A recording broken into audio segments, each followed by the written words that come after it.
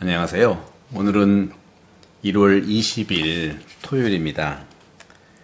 마르코복음 3장 20절에서 21절의 말씀이죠. 오늘 복음은 상당히 짧지만 우리가 현대인들도 많은 것을 생각하게 합니다. 특별히 가족이란 무엇인가? 믿는다는 게 무엇인가?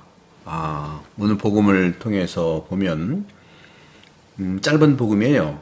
예수님께서 제자들과 함께 집으로 가셨고 그러자 군중이 다시 모여들어서 예수님의 일행이 음식을 들 수조차 없었던 거죠.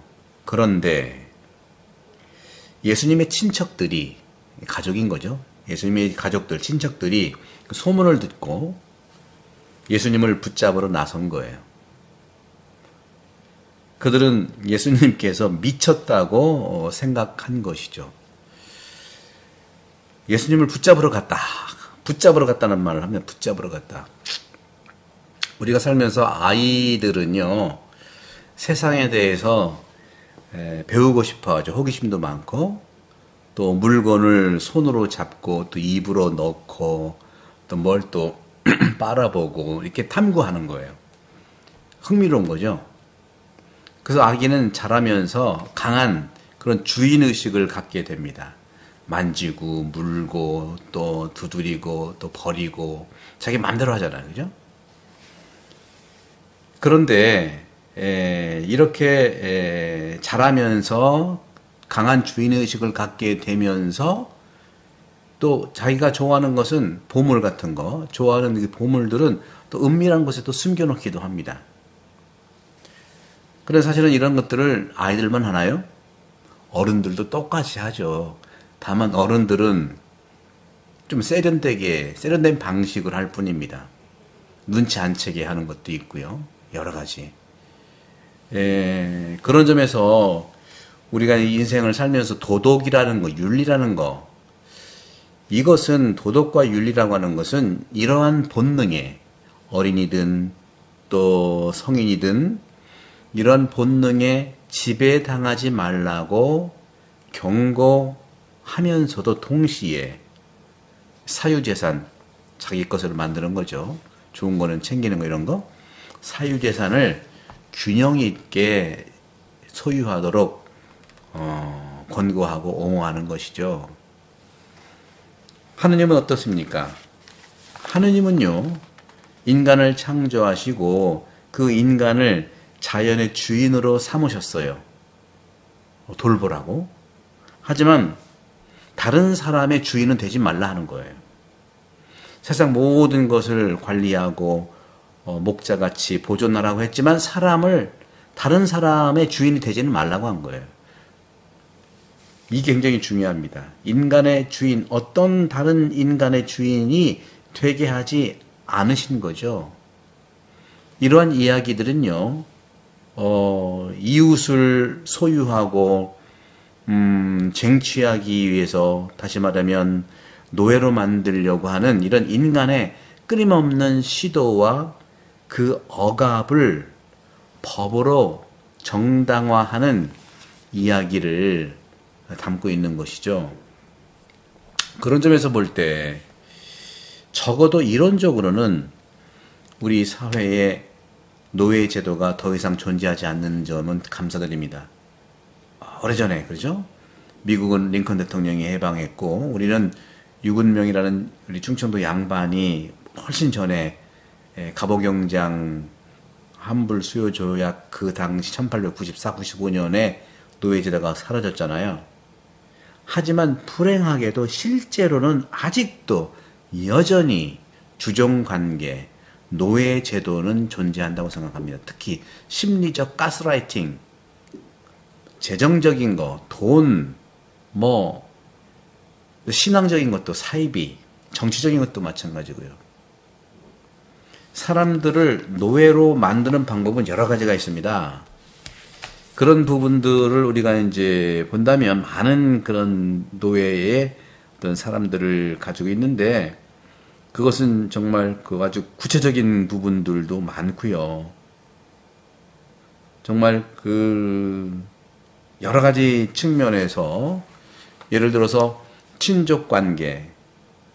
그리고 오늘 복음에서도 예수님의 친척들이 소문을 듣고 예수를 붙들러 왔잖아요. 그죠? 붙들러 왔잖아요. 친족 관계에서도 그렇고, 그리고 공동생활을 하는 데 있어서도 순수함과 사랑에서 영감받지 않는다면 오해와 또 자기 주장, 그래서 가정생활이라고 하는 것도 인간의 이러한 굴욕을 맛보게 하는 거고요. 타락시키는 폭력도 드러나고요. 얼마나 가족 안에서의 이런 볼 수 없는 이런 일들이 얼마나 많다고요. 뭐 일일이 다 말씀드릴 수 없겠습니다. 근친상간이다. 폭행은 당연한 것이고요. 또 여러 가지 가정에 대한 믿음이 사라지고요. 그런 점에서 그러한 노예 제도의 장소가 될 수 있는 것이 바로 가족일 수도 있어요. 성당도 노예 제도의 한 측면이 될 수 있어요. 오래 다녔다는 이유로, 그러니까 여러 가지 복음이 아닌 이유로, 뭐 다른 정치권은 안 그런가요? 여러 가지. 혈연 관계 안에서 우리는 존중하고 자유를 보장해주고 보호하는데 특히 주의를 기울여야 합니다. 존중과 자유, 혈연 관계와 종교 사회 안에서 특별히 필요합니다.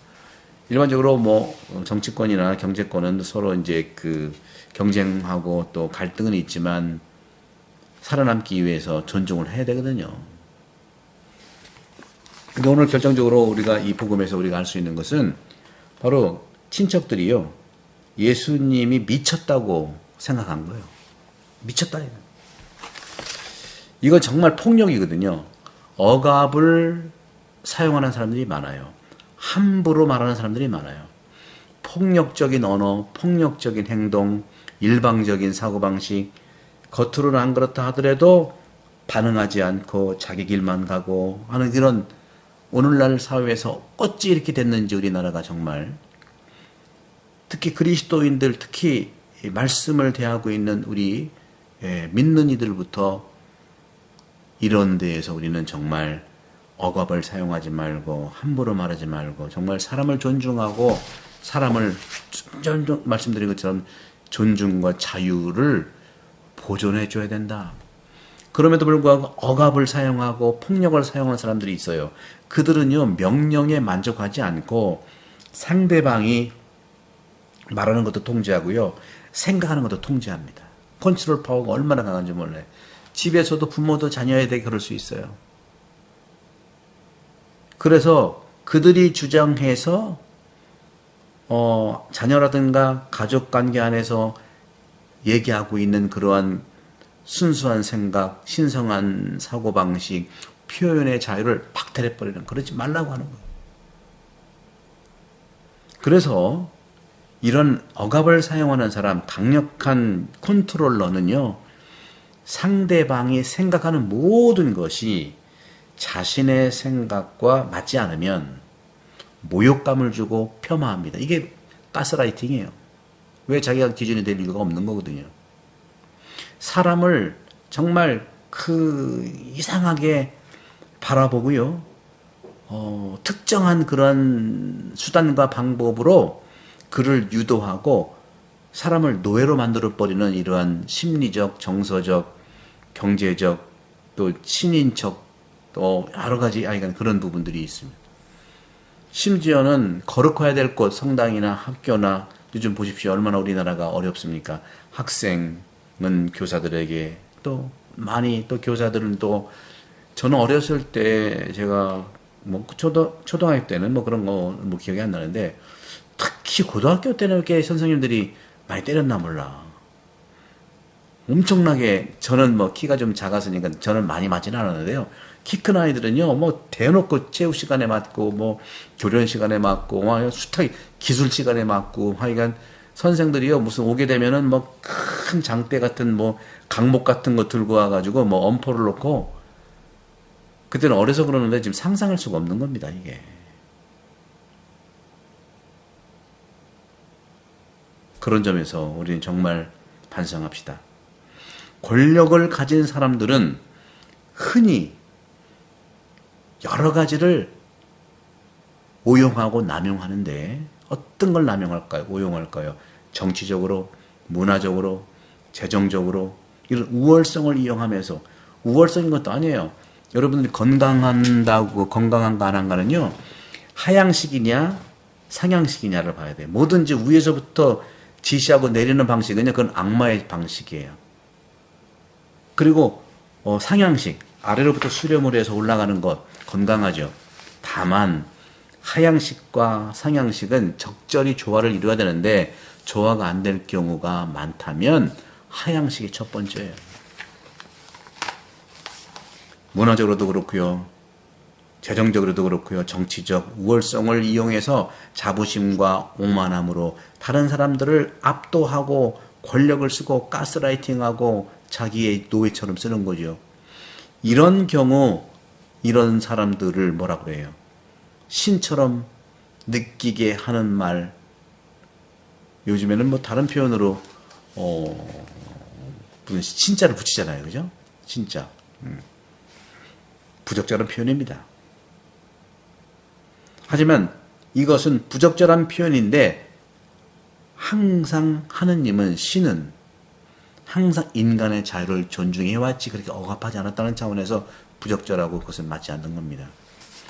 오늘 주님께서는 말씀하십니다. 그렇게 주님 복음에서는 그 친척들이 이렇게 그렇게 말한 거예요. 막 이렇게 말하고 또 생각하고 알리는 거죠. 그런 점에서 정말 다른 사람들이 생각하는 것을 평가하고 판단하는 법은요, 바로 침해하는 폭력이에요. 침해 폭력이다. 하지만 그것은 우리들에게 현실적으로 실제적인 모습이에요. 어쩌면 정상적인 것처럼 보이는 것이죠. 문제가 있는 것이죠. 그래서 소위 여론에 영향을 받는 것도 사실이고 그렇습니다. 모든 사람은 먼저 말한 사람, 소위 의견을 제시한 사람 한 사람의 판단을 따르게 되어 있어요. 문제가 있는 거죠. 어느 정도는 이것이 자연스러운 현상입니다만은 사람은요, 사회적 존재예요. 더불어 살아야 돼요. 존중해야 돼요. 그리고 인간의 본성은 이런 생각과 가치관, 사고의 형성에서도 자유롭게 존중하며 나타나야 되는 것이죠. 그리고 가장 단순한 사람들은요, 항상 더 현명하다고 생각하는 그런 더욱 교양이 있는 사람들의 의견을 좋게 받아들여야 되는 그러한 존중감과 경향을 우리는 알아차려야 됩니다. 교회 안에서도 마찬가지예요. 교회 안에서도요, 교회가 수세기 동안 걸쳐서 말하고 기록한 전통들이 있잖아요. 그런 전통은요, 신앙의 규범과 신앙 고백으로 유효하다는 거죠. 우리가 사도신경을 하고 니케아, 콘스탄티노플 신경을, 긴 신경을 고백하는 것도 마찬가지예요. 하지만 우리는요, 11월 달에 항상 위령성으로 얘기하는 꼬문여상 또름, 모든 성인의 통공, 다시 말하면 성령의 영감으로 서로 통하고 말하는 통공신심. 이 통공이라는 것은 서로 통한다는 거예요. 하늘교회, 지상교회, 연합교회가 마찬가지예요. 우리 가족 안에서 서로 통화해야 되잖아요. 성당 안에서 서로 통화해야 되잖아요. 함부로 적대적이고 존중하지 않으면 안 되는 것이죠. 그런 점에서 이 꼬문여상 또름, 성인들의 통공, 성령의 영감으로 말하는 사람들의 이런 통공에 적용되는 규칙을 사람들이 무의식적으로 말하는 세속적인 사회로 옮기지 않도록 조심해야 됩니다. 죄와 악한 정욕의 영향이라는 것을 우리는 깨달아야 될 것이죠. 오늘날의 세계에서는요, 정보의 확산이 엄청납니다. 엄청난 볼 수 없는 수준으로 도달해 있어요. 예전보다 훨씬 그랬죠. 모든 사람이 모든 것에 대해서 이야기하고 정보가 도처에 유통되고 있어요. 특히 유튜브, SNS 말할 것도 없죠. 그럼에도 불구하고 아직도 안 통하는 그러한 언론의 이런 어려움들, 일부가 정보를 독점해서 그것을 이용하는 것. 그렇기 때문에 더욱더 우리는 그것이 어떠한 정신에 의해서 지시되고 하는지를 식별해야 된다는 것이죠. 시민의식이 식별돼야 됩니다. 그래야만 가족도 믿지 못하는 오늘 복음 말씀에서 예수를 미쳤다고 하는 가짜뉴스, 잘못 보는 그러한 함부로 말하는 거, 이 부분들을 보시면서 오늘도 여러분들 축복 많이 받으시고 구독 선교 부탁드립니다. 크리스마스 때만 해도 많이 구독자가 생겼는데 지금은 많이 좀 줄어들고 있네요. 여러분들 다시 한번 여러분 주변에 구독 선교 가톨릭 책방 좋아요, 구독, 알림 설정 부탁드립니다. 성부와 성자와 성령께서는 여러분 모두를 강복합니다. 감사합니다.